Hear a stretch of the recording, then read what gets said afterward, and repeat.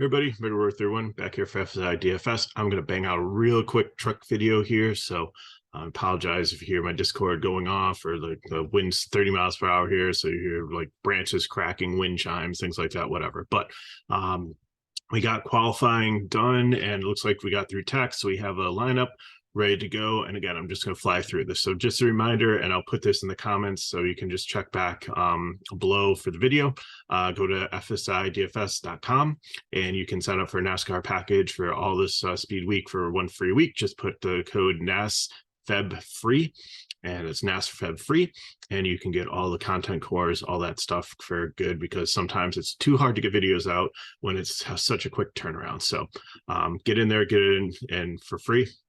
Let's get on with this. Okay, so rules for plate racing. If you're new to DFS, you want to play people from the back, as place differential is key here. There's only 100 laps. Lap leaders change so fast. Fastest laps, they don't really amount to much. So even if one truck leads the whole race, it really doesn't matter. And since it's such a volatile thing where people can crash very easily, you don't want to play people in the front because they easily could lose you negative place differential points. So that's rule number 1. Play more people in the back. Usually with Cup, you want to start way at the bottom, but with Xfinity and Truck, some people way down in the bottom have inferior equipment. They're not going to make it for the full race, potentially with breakdowns and stuff. At least they did have a practice, which Cup didn't, so we get to see a little bit of who had mechanical problems and some things like that. So I think, there's some things there. Don't use your whole salary if you don't have to. You can leave $10,000-$20,000 on the table. If you have a lineup that you really like, go with it. Don't try to get it up to another guy just because you have the money. Just let it go. This is next week when we do California, it'll be a completely different mindset, and we'll go over that in that video. But here, don't try to use all your salary, and don't play a ton, because again, range of outcomes from NASCAR video or NASCAR DFS contests are really out there. And when you throw in a race like this where you can have big wrecks and a lot of people can be eliminated really quickly, or they keep on wrecking towards the end of it, like things can change so fast. So play a little bit, dip your toe in the water. Don't use your whole payroll, and play cars closer to the back. So let's just look at this quickly. Guys in green are running the full season. Guys in blue look like just Daytona. Guys in peach are guys that are in like kind of rideshare thing. So just a couple things about Cup Truck. Sorry, trying to do this really fast. And I'll go over all this in a separate video. We'll cover more for California, but again, we just want to try to get this out to you.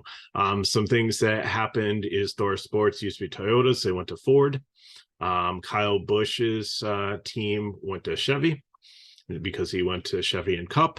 And Tricon Garage, as you see here, you're like, who is that?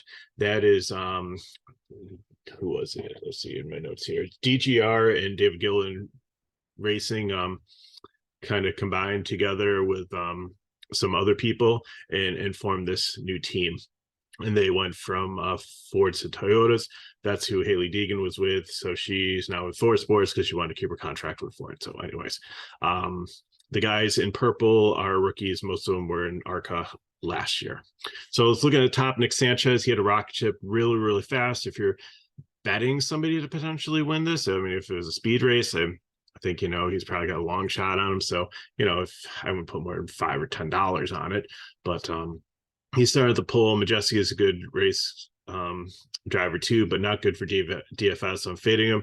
Jack Woods gets probably the best Kyle Busch truck. Is the truck that Kyle Busch drives starting third. Still fading him too, because I really don't think there's much equity up here. So I'm really not playing anybody in cash above 15. The guys that I've marked at GPP, I might take one of them if I think they could win the race. I think Eckes could win the race. Crafton's got a lot of experience and has finished most of these races. And one thing, look at the DNF right over here, and again, like some of them only had like one race, and if they wrecked out, I'm not really gonna hold that against them. But Crafton, 22 races, 22%, like he's finished most of them, 8 top 10s, never won it.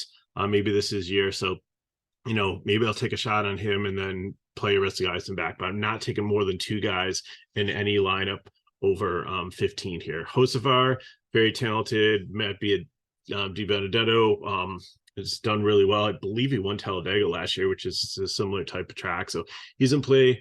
Chase Purdy is in the Kyle Busch truck now. He's the one that John Hunter Nemechek had last year. That's a good truck. So, he's in play here. Kraus, 2 races, finished both of them. So Kraus, 3 races. He's only finished one of them. So GPP.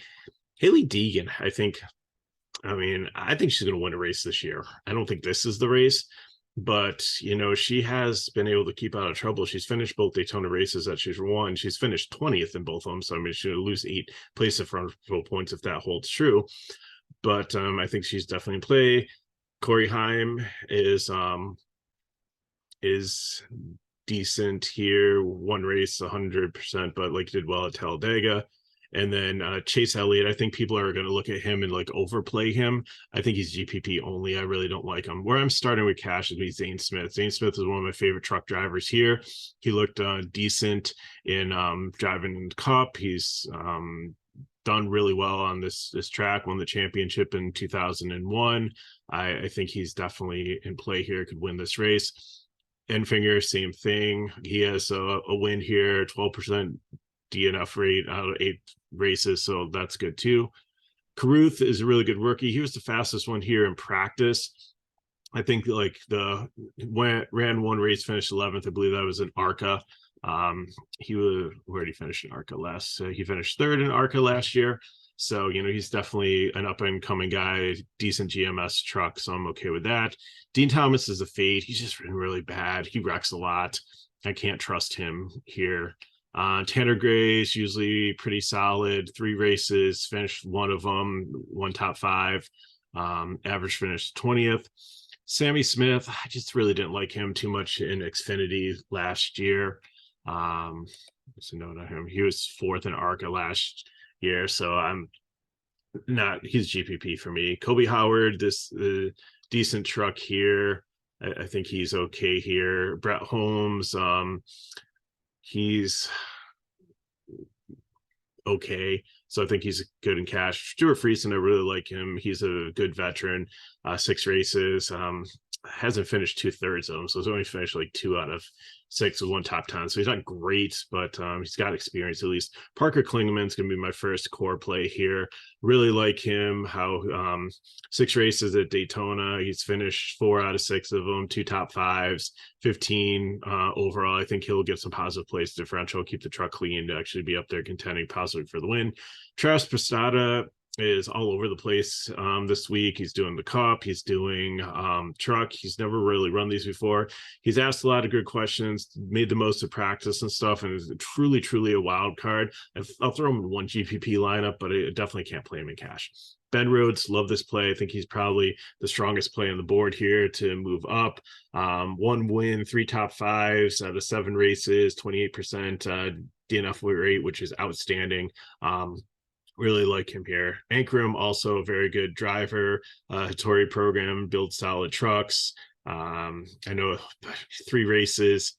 He's not finished once at Daytona, so I got to put a GPP on him for him.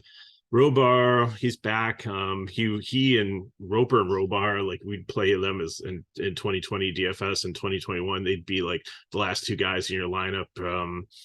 As a cheap fill-in flyer, so I think the same here.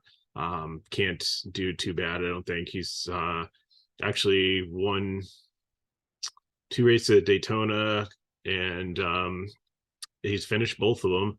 1 top 5, average finish 5.5, so that's pretty good.